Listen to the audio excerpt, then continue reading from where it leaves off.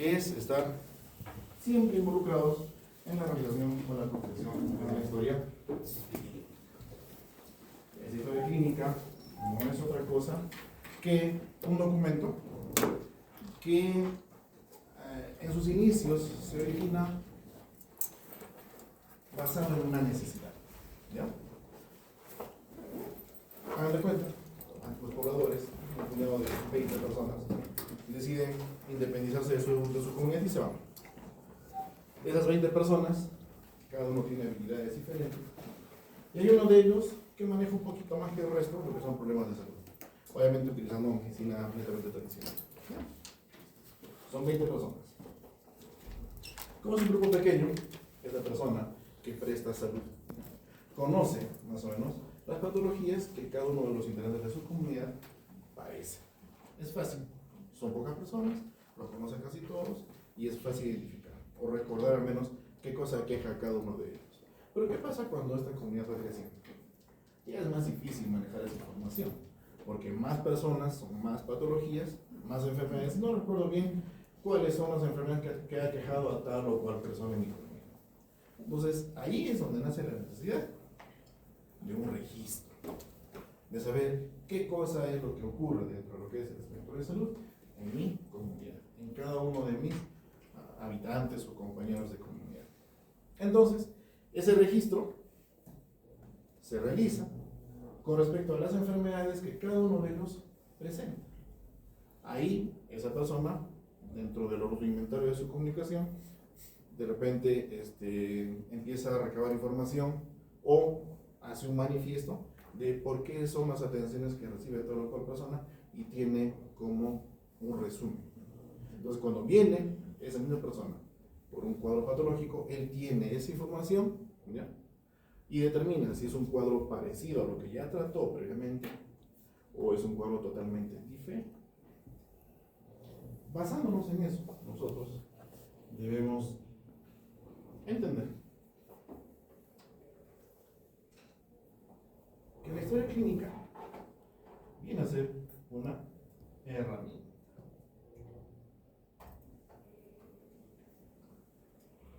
Es una herramienta de uso cotidiano para el personal médico, pero que tiene la característica de ser un documento, al menos como concepto hoy por hoy, que tiene dos aspectos, uno que es el médico y otro que es el aspecto legal.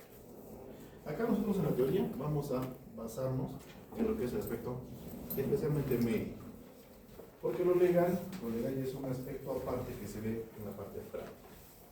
Desde el punto de vista médico, lo que yo hago con la historia clínica es evaluar el estado actual de salud del paciente. Cuando un paciente llega a mí, llega porque hay una alteración en su situación de salud. Pero esa alteración no es de una enfermedad muy anterior, es algo que lo ha descompensado recientemente. Y esa descompensación reciente ha motivado la visita al personal médico. En ese documento médico legal se contienen datos psicobiopatológicos.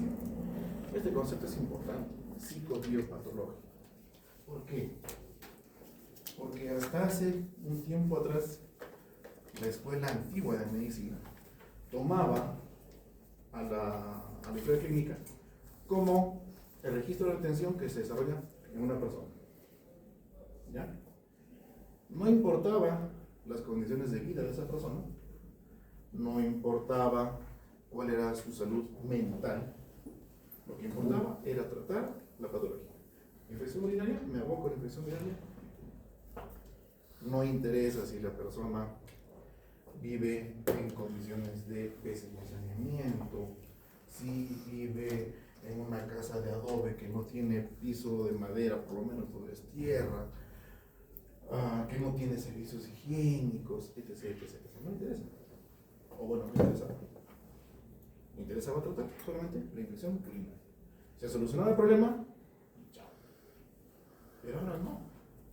Ahora el nuevo enfoque que se da determina que cada paciente, es más, no solamente el paciente, cada persona es una unidad biopsicopatológica. ¿Por qué? Porque Cada uno de nosotros nos rodea un entorno inmediato. ¿Cuál es el entorno inmediato? El entorno inmediato, dentro de lo social, es la familia. Nuestros papás, nuestros hermanos. ¿Ustedes creen que sea fácil para una persona, pongamos en esa etapa de estudiantes, que una persona que es estudiante podrá llevar bien su tarea académica si tiene conflictos permanentes con sus papás? Peleas mañana, tarde y noche, no puedo regresar a mi casa tranquilo porque la veo a mi madre y mi madre me ve, ¡ay, tú vas a ver mierda! O riñas con los hermanos, ¿no es cierto? Que también pasa. Entonces, ya no es solamente la persona, es su medio o lo que le rodea de forma inmediata. Ahora, vámonos un poco más allá. De repente no hay problemas en la familia, ¿ya? Pero será fácil para un estudiante, por ejemplo, llegar a su vivienda y no haya fluido eléctrico, que no haya agua, que los servicios higiénicos estén deteriorados. No va a ser lo mismo. O sea, de repente no tienen una influencia directa en su rendimiento académico, pero sí de forma indirecta. Entonces, son situaciones que condicionan una realidad para cada una de las personas. Y lo mismo se hace para los pacientes. Cada uno de los pacientes es único en cuanto a su realidad biopsicopato. ¿Ok? Otro concepto que es interesante también es la narración escrita, dice la historia clínica. Ordenada. ¿Qué significa ordenada? Significa que tiene que ser clara, ¿ya? Clara en el sentido de que lo que se escribe tiene que ser fácilmente comprensible, tiene que ser precisa, o sea, no me puedo ir por las ramas, ¿no?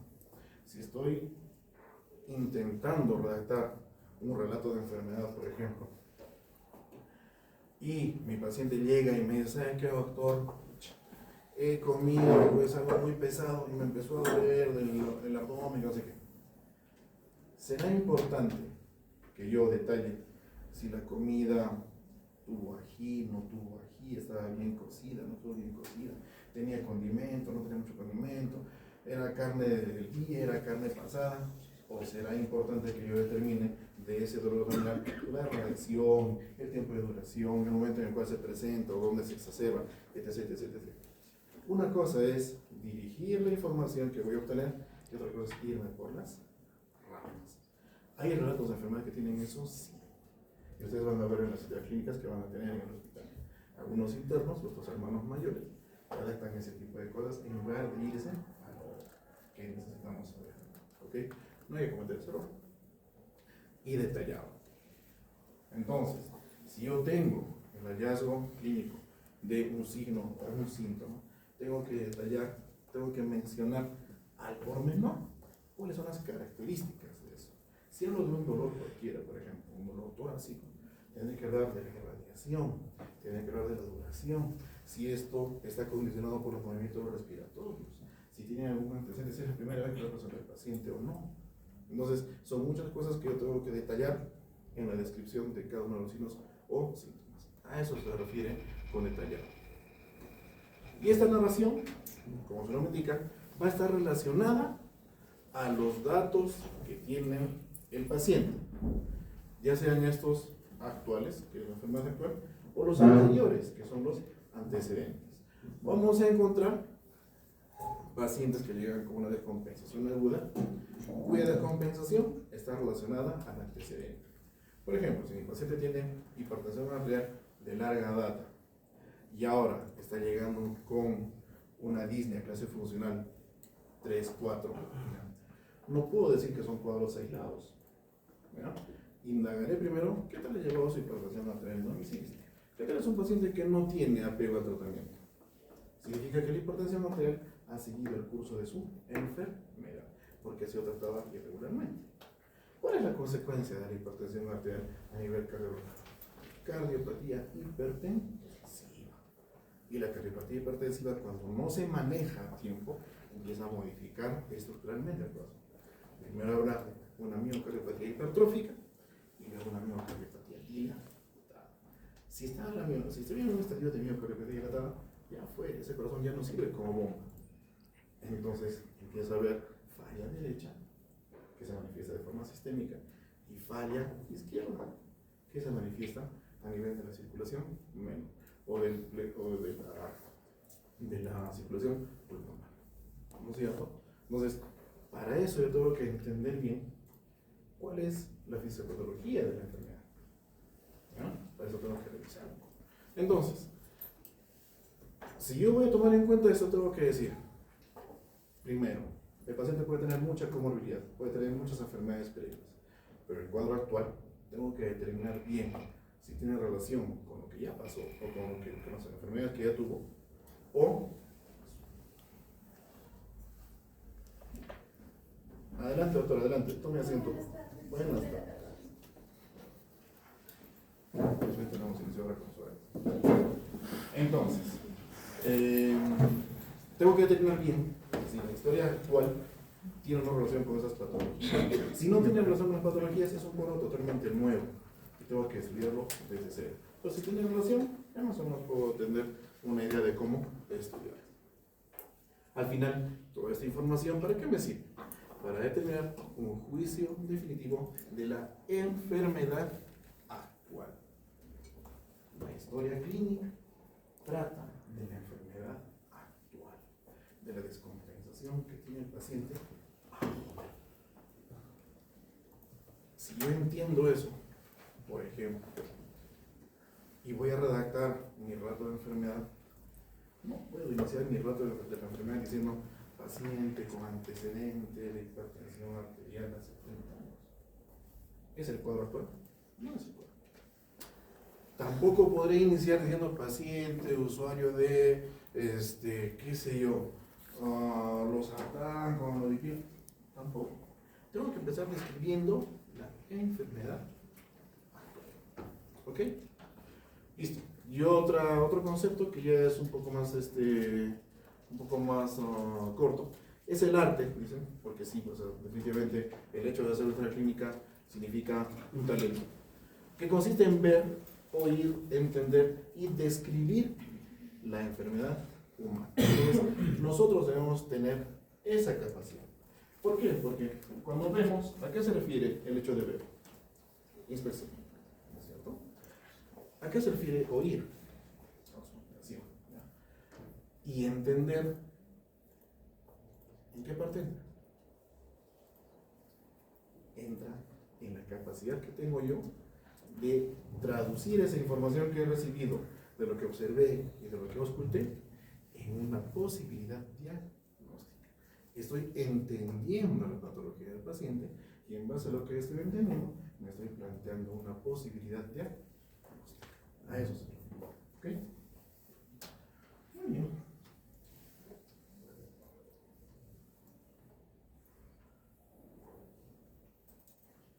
A ver, cuando uno redacta una historia clínica, debe tener en cuenta 4 aspectos fundamentales. Lo que es la parte terapéutica. ¿Qué cosa es lo que yo persigo como objetivo al hacer historia clínica? La entrevista que yo tengo que hacer, porque es la única forma de obtener información, y la duración que debo tener al momento de realizar mi historia clínica. ¿Cuáles son los objetivos? Debo trazar objetivos en mi historia clínica. Debo buscar un objetivo específico o muchos objetivos específicos al momento de plantearme el inicio de la historia clínica. Primero, conocer a la persona. Cuando pasen visita a ustedes en los hospitales, se van a dar cuenta que nosotros les exigimos a los internos y a los residentes que conozcan al paciente. ¿Pero a qué se refiere el término conocer? No significa que sea mi amigo, para mi casa, que me lo lleve, no. Significa saber qué cosa es lo que ha pasado con el paciente con respecto a su enfermedad actual. Conocer al paciente significa eso. Crear y mantener una relación interpersonal. Lógico es. ¿Qué es lo que ocurre? Un paciente llega a cualquier institución de salud buscando ayuda para solucionar su problema de salud. Entonces, imagínense el estrés. No sé si alguno de ustedes fue paciente en algún momento, pero sí sé que de repente algún familiar sí lo fue. ¿Qué pasa cuando la persona llega a hacerse atender y lo reciben de mala gana, lo reciben maltratándolo, o hablándole muy mal, o ni siquiera le saludan, etcétera, etcétera, etcétera. ¿Se podrán relacionar de una forma adecuada esas dos personas, el entrevistador y el paciente? Es imposible. Y si yo no voy a tener una adecuada relación interpersonal con mi paciente, no voy a obtener la información completa. Y si no tengo la información completa, no voy a poder tener la capacidad de armar todos los diagnósticos que necesito. Entonces no va a ir bien el tratamiento. Por eso es importante que nosotros, cuando empecemos a interactuar con el paciente, tengamos la certeza, primero, de que tenemos que ganarnos esa confianza, y segundo, tenemos que venderle al paciente la idea de que estamos ahí para ayudar. Si el paciente percibe eso de nosotros, es un libro abierto. Nos va a contar todo, pero tenemos que ganarnos eso. Comprometer al paciente. No todo significa victimizar al paciente y decir, ay, pobrecito, está muy mal. No. Cada uno de nosotros como personas somos responsables por nuestra situación de salud. Cada uno de nosotros. Igual con el paciente. Si el paciente llegó a un estado patológico, fue por dos circunstancias. O porque tomó malas decisiones en algún momento, o porque la patología se le fue de las manos y llegó a complicarse. Si se da el segundo caso, comprensible. Pero si fuese por lo primero, si el paciente voluntariamente dejó de tomar su pastillita y empezó con los matecitos, ha sido responsabilidad suya, ¿no es cierto? Si simplemente dejó de tomar la medicación, también ha sido una decisión de él y es su responsabilidad. Es por eso, a eso a lo que se refiere comprometer al paciente, hacerle entender que el estado patológico de él pudo haberse dado de repente por una mala toma de decisiones de su parte. Y llegar a un diagnóstico. ¿Cómo lleva el diagnóstico? Interpretando toda la información que me da el paciente, ya sea del interrogatorio o ya sea del examen físico. Pero tengo que llegar a un diagnóstico. Ese es el objetivo, ¿ya? No puede haber, bueno, ahora en Cusco ya nuestros hospitales son hospital 3, entre comillas, ¿ya? Progreso regional. Se van a dar cuenta cuando revisen las historias clínicas, el paciente puede ingresar al servicio con descartar esta cosa, descartar esto, descartar esto, descartar esto. Y los descartar duran una semana, 10 días, 15 días en el paciente. Es más, se va de alta con diagnósticos a descartar. Y eso no puede ser. Se supone que para el paciente debe tener ya un diagnóstico, debe estar catalogado máximo a las 72 horas de su ingreso al hospital. Pero pues para eso se necesita que haya, primero, condiciones del personal que presta la atención de salud, calidad del personal médico. Segundo, tiene que haber condiciones en cuanto a exámenes auxiliares. Debo tener un laboratorio, debo tener una buena sala de imágenes, etcétera, etcétera, etcétera. Sin eso no puedo llegar a un diagnóstico. Y mis descartares van a continuar jalándose y jalándose y jalándose. Eso como objetivos. ¿Qué cosa es lo que yo busco con la entrevista? La entrevista debe tener dos formas. O puede ser estructurada o puede ser libre. ¿A qué se refiere libre? Se refiere a que yo no soy muy acucioso al momento de recibir la información, me contento con lo que el paciente me da como datos, sea poco, sea mucho, y lo dejo ahí. En cambio, lo estructurado significa que yo sí soy acucioso y dirijo mi interrogatorio para obtener la mayor parte de la información. Centrada en la obtención de datos específicos, obviamente, como les digo, o sea, no me puedo ir por las ramas. Tengo que buscar información precisa que me permita interpretar qué es lo que está pasando con el paciente. Dirigido a conseguir información personal significativa, por supuesto que sí. Pónganse en el caso de que están haciendo la historia clínica a una paciente de 16 años, ¿ya? Que ha ingresado de repente por un intento de suicidio, ¿ya? Y que es la cuarta vez que lo intenta. Cada uno en su cabecita se está haciendo una idea. Ay, mucha qué cosa, ¿cómo va a querer matarse? Y de repente por ahí sale el antecedente de que ha sido por una ruptura amorosa. Peor aún, ¿no es cierto? Peor aún. Pero ¿será cierto eso? ¿No habrá un trasfondo? ¿Qué tal si de repente esa paciente ha tenido cuadros depresivos previos asociados a maltrato, asociado a violencia intrafamiliar, incluso de repente asociado a violencia sexual? Entonces, por desgracia, nosotros muchas veces caemos en el hecho de parametrar al paciente con respecto a la información que nos da. Y no abrimos o no expandimos mucho más el horizonte. ¿Por qué? Porque no buscamos la información significativa. Y eso es importante que lo hagamos durante la entrevista. La duración. La clínica no puede hacerse por etapas o por capítulos. No es que yo ahora en la noche, porque estoy sobre la hora, hago el examen físico y mañana veo y hago los antecedentes. No. Se tiene una sola oportunidad para hacer la historia clínica. No puede durar mucho tiempo, porque hay que tomar en cuenta que el paciente es una persona que está sujeta a un estrés. De por sí, el hecho de estar ya en una cama de hospitalización es un estrés para el paciente. Entonces, debo tener el tiempo preciso para yo conseguir toda la información que necesite y utilizarla para obtener los diagnósticos. Breve, la duración de esta historia clínica o exploración si los sujetos son poco colaboradores, depresivos, estuporosos o agitados. Obviamente, si mi paciente está agresivo, no voy a demorar con él y lo voy a convencer o buscar que entienda, por favor, para que me dé un dato. Es imposible. Tengo que hacer lo más sucinto posible, obtener la información rápida que necesito para interpretar lo que está pasando y darlo por terminado. Y la terapéutica, bueno, que no va para el fin, pero como parte de la historia clínica tengo que mencionarlo. ¿Qué cosa es la terapéutica? Cuando ustedes hagan medicina interna, van a darse cuenta que las enfermedades tienen una forma de ser tratadas. ¿Ok? Ahora hay guías de práctica clínica para todo absolutamente. Entonces, si yo necesito ver, porque es necesidad académica o por pura curiosidad, googleo guía de práctica clínica de tal cosa y me sale. Lo reviso y ahí leo la forma en la cual se trata tal o cual patología.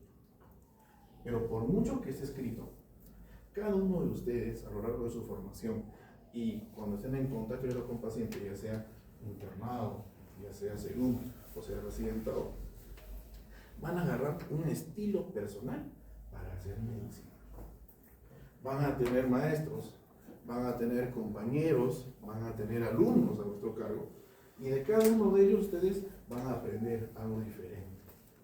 Y si bien los otros tienen su estilo para hacer medicina, ustedes en base a lo que han recibido de cada uno de ellos van a agarrar su propio cauce, su propio estilo para hacer medicina. Entonces, ese estilo para hacer medicina se va a traducir directamente en vuestro planteamiento terapéutico.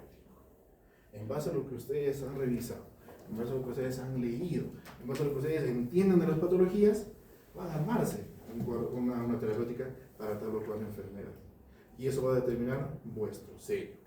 Quien lea ese RP que ustedes han planteado va a decir, ah, ya, pues el doctor o la doctora tal trata a sus pacientes de esta forma porque es lo que él le resulta o es lo que él ha aprendido. Y eso es de cada uno de ustedes. Ninguno de ustedes, les aseguro, ninguno de ustedes va a tener la misma forma de interpretar a su paciente que el compañero de costado. No existe. Porque cada uno es un universo y aprende a su modo, interpreta a su modo y saca conclusiones a su modo. Pero obviamente tiene que estar basado en conocimiento. Si yo no leo, no lo voy a poder hacer. ¿Ok? ¿Hay un componente científico en la terapéutica? Por supuesto que sí. ¿Por qué? Porque ahora ya nada está basado en la experiencia. Todo está basado en evidencia. ¿Y qué cosa es la evidencia? La evidencia lo único que hace es dar a conocer tal o cual situación con fundamento científico. Entonces, obviamente esa terapéutica, ese estilo que yo tenga para manejar a mi paciente, tiene que tener un fundamento científico. Pero también debe tener mi toque personal, mi curiosidad. El hecho de yo saber, por ejemplo, si tengo un esquema para manejar falla cardíaca, yo sé que eso va a estar cambiando con el tiempo, porque van a haber nuevos descubrimientos, van a entrar nuevos fármacos que van a permitir el manejo de esta patología, entonces tengo que ir evolucionando. Pero esa evolución no se va a dar de una forma milagrosa. Debe haber ese prurito académico en todos y cada uno de ustedes, ese deseo de querer saber qué de nuevo hay, y eso forma parte de la curiosidad personal. Eso ya es muy de cada uno de ustedes.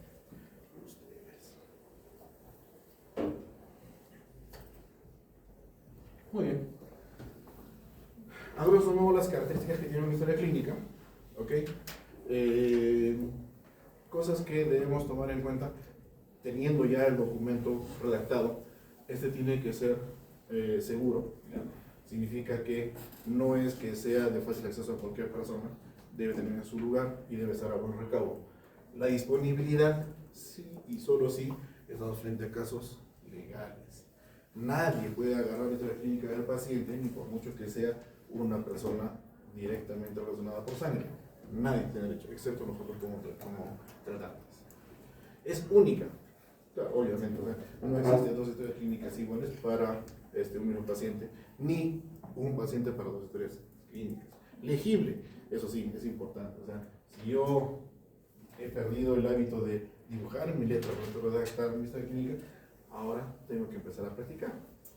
¿Por qué? Porque lo que yo escriba en mi historia clínica tiene que ser comprensible para cualquier otra persona que agarre esa historia y quiera leerla. Verás por qué. Porque debo recoger datos que sean fidedignos. No puedo inventarme datos. Pongamos, he evaluado a mi paciente, pero me olvidé de tomar los signos vitales. Pero lo he visto tranquilo, me ha hablado normal, no hay ninguna molestia. Ya peleé con su gente, todo está bien. Y a los 20 minutos, ¡pam!, un ACV hemorrágico. La enfermera, por curiosa, nomás agarra su tensiómetro, le pone 280 sobre 150. ¿Y dónde está? Porque el 90-60 de la evolución era real. No era real. Entonces, tiene que ser información veraz. Porque la toma de decisiones va a estar directamente relacionada a la veracidad de los datos que yo tenga en mi historia. Debe ser exacta. Ya sabemos, hemos entendido ya que son datos precisos y concretos. Debe haber un rigor técnico. O sea, los objetivos tienen que ser bien claros. ¿Qué cosa es lo que quiero conseguir? Y en base a eso, hago registro de mi historia clínica. Debe estar completa. No pueden haber ítems sin tomar en cuenta o sin considerar. Cada institución que presta salud tiene un formato de historia clínica. Y ese formato de historia clínica tiene que ser adecuadamente llenado. No puedo dejar espacios en blanco.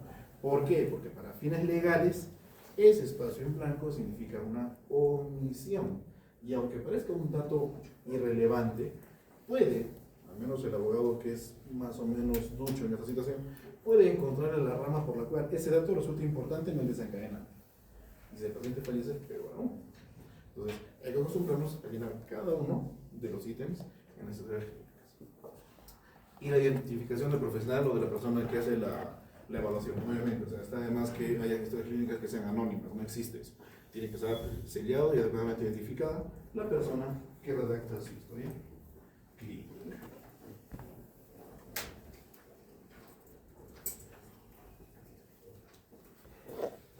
Muy bien, ¿cuáles son las partes?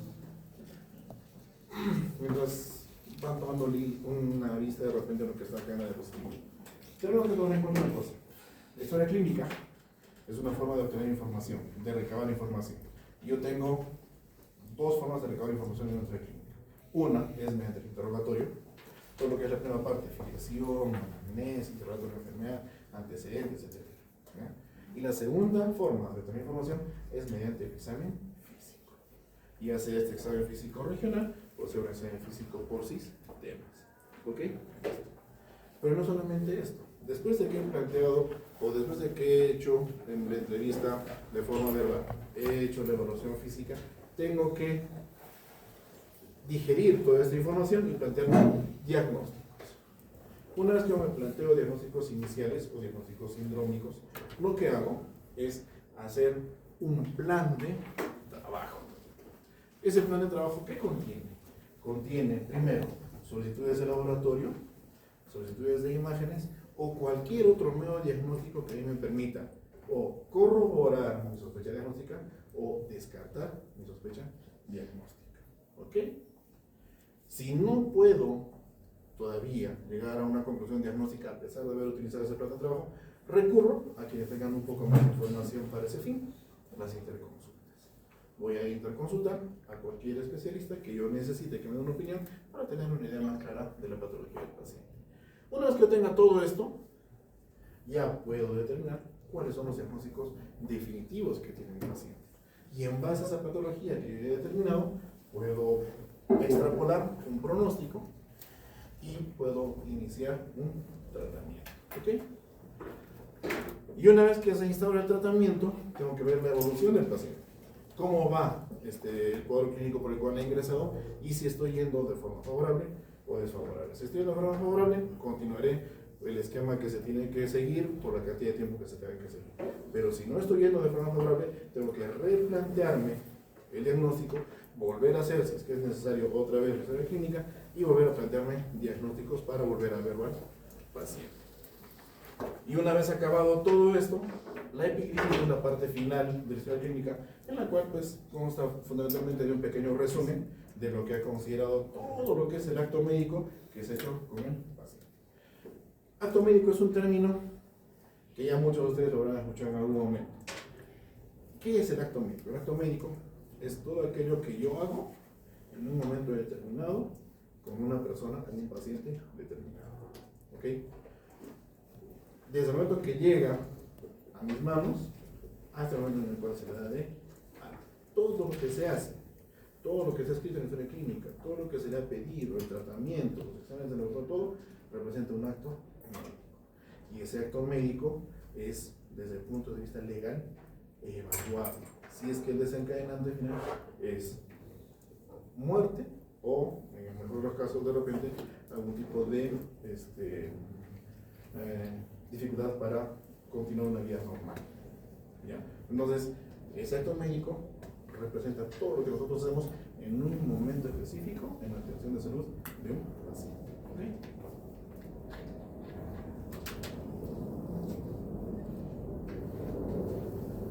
Bueno, voy a ver de acá, ya, como para tener una pequeña idea. Eso ya lo habíamos mencionado hace un momento. ¿Ya?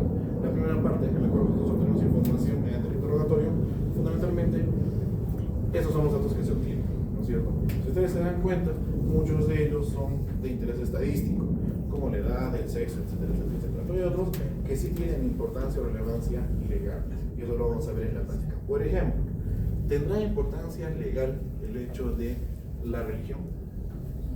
Sí. ¿Por qué? A ver, levanta la mano. A ver, doctor. Algunas religiones, digamos, pueden comer cierto tipo de comida o beber alcohol y podría descartarnos algunas enfermedades o darnos a entender o darnos pistas de otras enfermedades. Ya. Las ¿Listo? profesiones también. Las religiones Ya. ¿Listo? ¿Doctor? Algunos no permiten el trasplante de órganos. Ya está. Listo. Entonces, tenemos todos claro que la diversidad de religiones, más que ayudar a la atención de salud, obstruye, ¿no es cierto? Ahora, para los que han mencionado eso de los trasplantes y las transfusiones y toda la situación, ¿qué hacen con un paciente que llega identificado, de repente tiene una cadenita que dice yo soy de tal religión y no acepto transfusiones? Y llega politraumatizado o llega con heridas de bala múltiple. Doctor. Técnicamente hablando, sí, no se puede hacer nada. Se tiene que respetar su elección, su religión. Pero si llega inconsciente, Obviamente, no creo que un paciente que esté politraumatizado con heridas de bala te hable, ¿no? A ver, más opiniones, doctor. ¿Más opiniones? ¿Qué opinan? ¿Qué harían? ¿O lo dejamos así? Sí, doctor. Siempre que nos tienen informado de una carro de un familiar cercano. Para poder Eso en el caso de contar con el familiar, ¿no es cierto? Si fuese así, acá. Si fuese así, acá. Pero hay muchos de esos casos, al menos en ese momento, en esa circunstancia en la que les describo, que no son, porque puede haber sido que fue avaliado de forma accidental o lo han querido matar, pues, ¿no? Y está llegando con los últimos signos vitales al hospital. No, es muy difícil que vaya acompañado, porque generalmente la familia se entera mucho después. ¿Qué hacemos? Acá. Servicio social. Si es que se saben los datos. Claro, pero hasta hacer interconsulta, la de servicio social. Ponte el escenario de que estás, ¿qué te digo? En tu guardia, de noche, 2 de la mañana, y la abuelita que está atendiendo a servicio social ya está más aburrida porque no quería venir y porque está con sus dolores artríticos. Y, o sea, el peor escenario, ¿ya? Imagínate, ¿se puede dar? Sí, se puede dar. Entonces, cuando tenemos ese tipo de situaciones, estamos frente a la disyuntiva, ¿no? Por un lado, tengo una situación legal que por mucho que no quiera tomarlo en cuenta, es importante. Porque si yo actúo de tal forma que pueda llegar a transgredir los derechos de esa persona, por mucho que le salve la vida, suena. Pero por otro lado, es el hecho de que la persona está ahí, en la camilla, muriéndose. Y tengo acá la cadenita que dice que es testigo de Jehová, perdón, porque sea, es un ejemplo nada más. Aunque soy de X, soy de religión, y no acepto esto. ¿Me interesas? En ese caso, lo que yo tengo que hacer es buscar apoyo de las personas que tienen mayor rango en mi guardia. Hablaré con el encargado de guardia, siempre el jefe de guardia, siempre. Hablaré con el de la policía, siempre hay policía en las emergencias. ¿Ya? Y al toque, lo que hago es fiscalía. Esas patas están 24/7, no pierden la oportunidad. Entonces, llegan y se le hace de conocimiento. Y el fiscal, si es que autoriza, ¿qué le va a decir pues el hermano o el qué sé yo, pues el sumo sacerdote de esa religión al fiscal? O compadre, ¿qué cosa tú hubieses hecho? ¿Qué cosa le va a decir? Yo tengo todo el peso legal, porque antes que nada está la vida de la persona, ¿ok? Pero no puedo tomar mi decisión yo.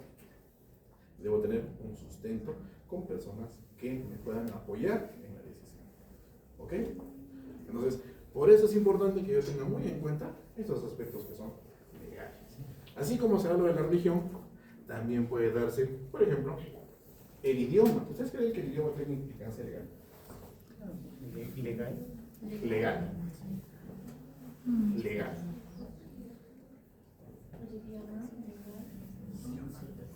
¿Ya? ¿Quién me dice que no? ¿Quién me dice que no? Levanten la capa. ¿Usted, doctor, dice que no? No tiene implicancia legal. Yo diría que sí puede tener implicancia legal.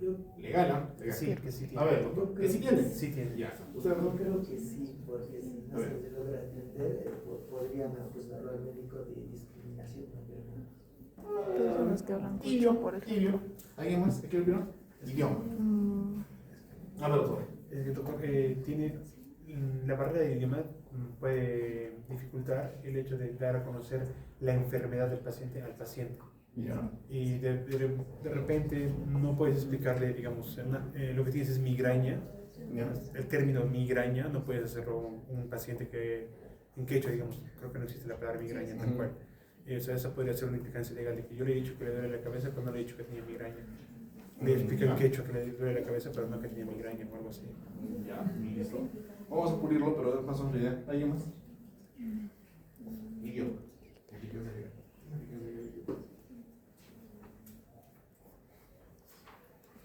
Vamos a pulir lo que ha hecho nuestro compañero.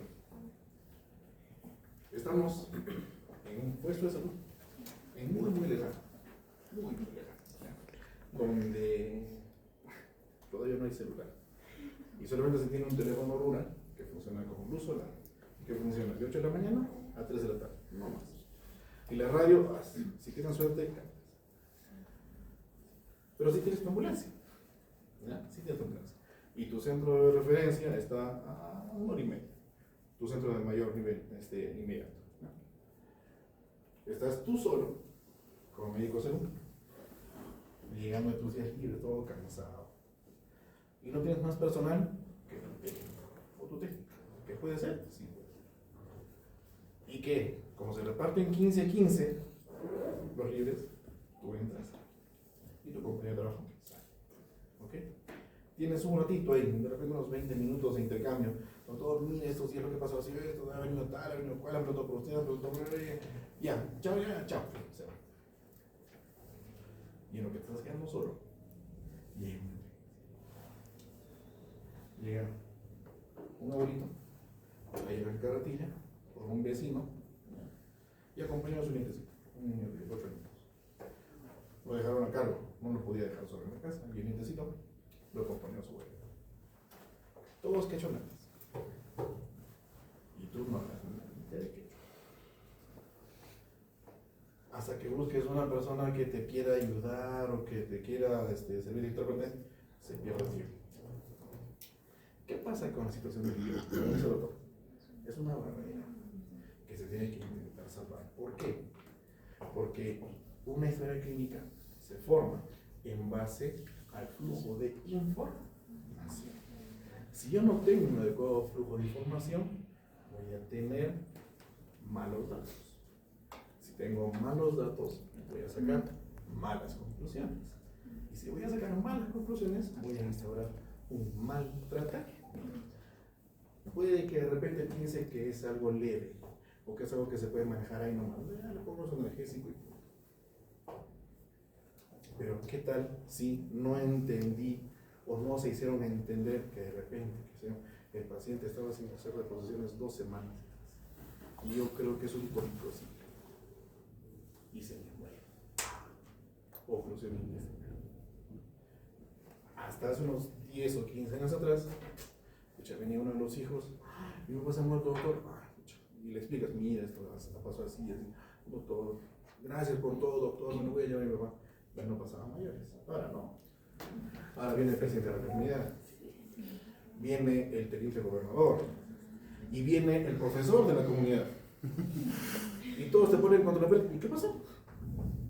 Bueno, miren, compañeros, tienen que entender, yo pues, o sea, no, pues no lo mi queja, ¿no? Y lo pateo más o menos, entendí mal. Y no me di cuenta, no pude entender que el paciente estaba, pues, obstruido. Y falleció. Doctor, usted está acá haciendo su serum en zona rural y no maneja lo básico del idioma. No voy a pelear con usted. Sale y en su celular. Abogado. Sí, el abogado, cuando recibe una llamada del teniente gobernador o del profesor, ya está. Acá hice mis 3 navidades consecutivas, ¿no? Porque este patita como serum gana rico. Y es más, le voy a sacar hasta el hígado por lo menos unos 3 añitos. Y es así, miren. Entonces, agarran y vienen. Y como ese pata ya sabe más o menos esa situación, sabe por dónde agarrar. Y ahora, desde el punto de vista legal, hay muchas formas de catalogar la falla en el acto médico porque no se tiene conocimiento, porque uno fue dejado o no le dio la importancia al cuadro clínico, porque no conocía el idioma, etcétera, etcétera, etcétera. Hay muchas formas de tipificar. Y el abogado lo tipifica. ¿Perdemos? Claro que perdemos. Porque cuando nos correspondió obtener la competencia de superar en algo la barrera del idioma, no la hemos tomado en cuenta. Si nosotros sabemos que nosotros vamos a ir a nuestro serum a muy, muy lejano, vamos, o sea, por lo menos tendría que manejar algo, ¿no? O sea, una entrevista básica o interpretar algunas palabras básicas, ¿no? Para tener una idea. Entonces, ¿tiene implicancia legal? Por supuesto que tiene. Porque ese mal flujo de información, en ese ejemplo, ha condicionado una demora, porque ese paciente vía referencia, chao, ¿no es cierto? Pero la demora en la toma de decisiones, la demora en interpretar el cuadro, ha hecho que el paciente fallezca. Y eso trae una implicancia, una consecuencia legal para el prestador de salud. ¿Ok? Entonces, sí tiene implicancia legal. ¿Ya?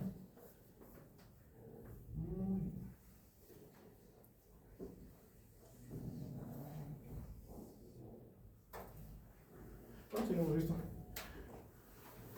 En la anamnesis, qué cosa lo que se toma en cuenta, ya hemos visto en el cuadro anterior también qué cosa de qué datos eran. Fundamentalmente, estadísticos, ¿no es cierto? Fundamentalmente. Entonces, esto es lo de todos los días. Y ustedes van a encontrarse con esto en el hospital cada vez que vayan a rotar. El paciente está con su dolor, está con su problema de salud, está con su sufrimiento, y todo el mundo le pregunta, ¿qué le pasa? El doctor Joel, el R3. El doctor Joel le grita al R3 porque yo descubrí un dato que nadie sabía. El R3 asado, al R1 lo grita, porque el R1 no le contó ese dato. Y el R1, para no quedarse callado, al interno. Y entre internos se pelean, porque no se han pasado la información. Y como ha confiado en alguno de los estudiantes, choca con el estudiante. Y dice, oye, compadre, ¿y qué fue? Y así. Esta procesión es de todos los días. No es humano pasar esto como algo cotidiano, porque tiene suficiente el paciente con la enfermedad que la queja, con el pronóstico de esa enfermedad, y con lo mal que se siente de por sí, estando lejos de la familia, estando rodeado de personas que están sufriendo, rodeado de personas que van falleciendo una al lado, la otra, el otro día, la otra, el otro día, es difícil. Entonces, esa es la forma en la cual se hacía medicina antes. ¿Se busca cambiar? Sí, se busca cambiar, pero no digamos por decir así. Como particularidad, nuestra escuela en Latinoamérica implica que hay un flujo de información que involucre a todos los que estamos con el paciente, ya sean tratantes y personas que están en proceso de formación. Porque es la única manera en la cual el estudiante va a llegar a ser tratante y el ciclo se repite. Pero a eso hay que darle calidad.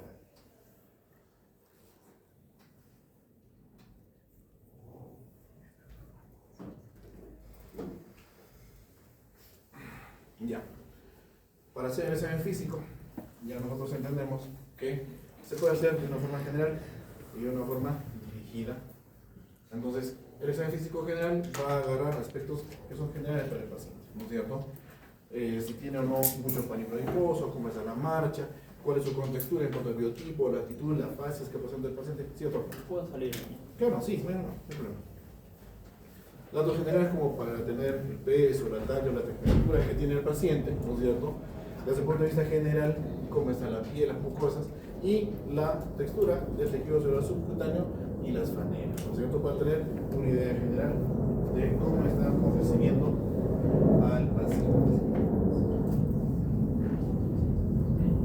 En cuanto a lo regional, se refiere a una división topográfica del cuerpo humano en regiones. Y en base a una de estas regiones, escogemos cuál es la que corresponde a nuestra patología de estudio, ya sea cabeza, cuello, tórax, abdomen, columna vertebral o extremidades. ¿Ok?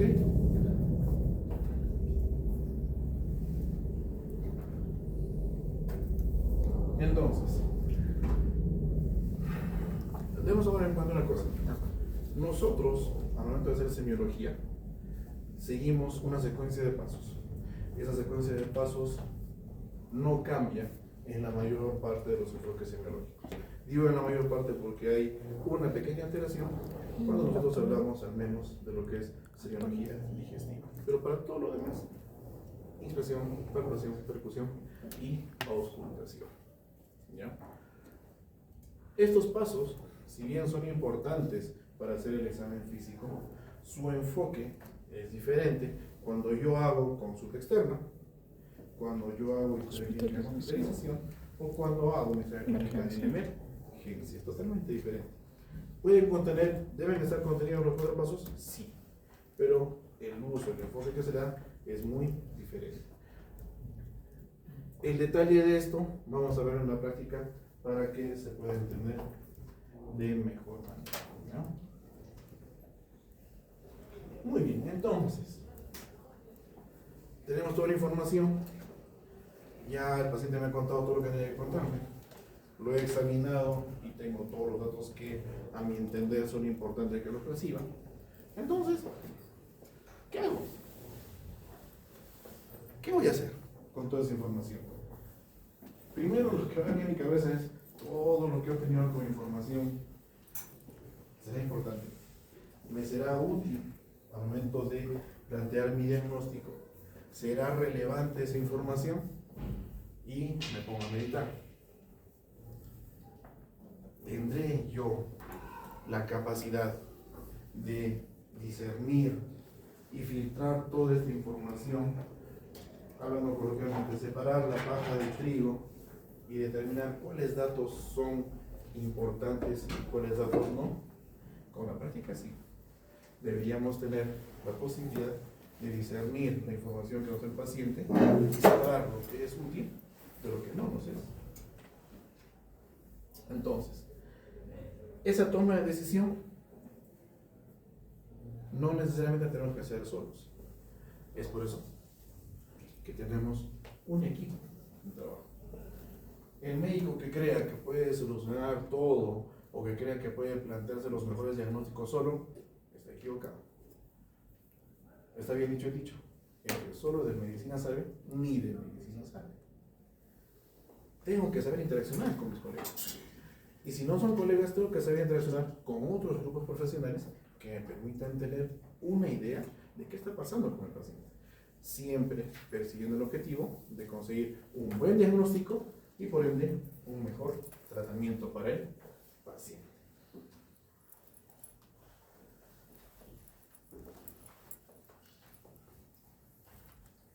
No debo olvidar que el enfoque de la medicina de hace siglos atrás con el de ahora ha cambiado radicalmente, pero la esencia se mantiene. Nosotros de repente, acá en la ilustración, podemos ver de forma muy visible que el tratante está agarrando una matraz con orina de la paciente y está evaluando su textura, ahí a la luz de la vela está viendo la coloración, si hace espuma, si no hace espuma, etcétera, etcétera, etcétera. De una forma indirecta está buscando datos que nosotros ya recibimos actualmente en el papel.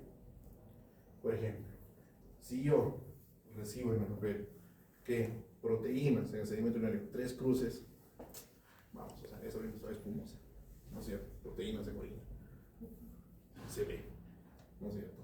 Listo.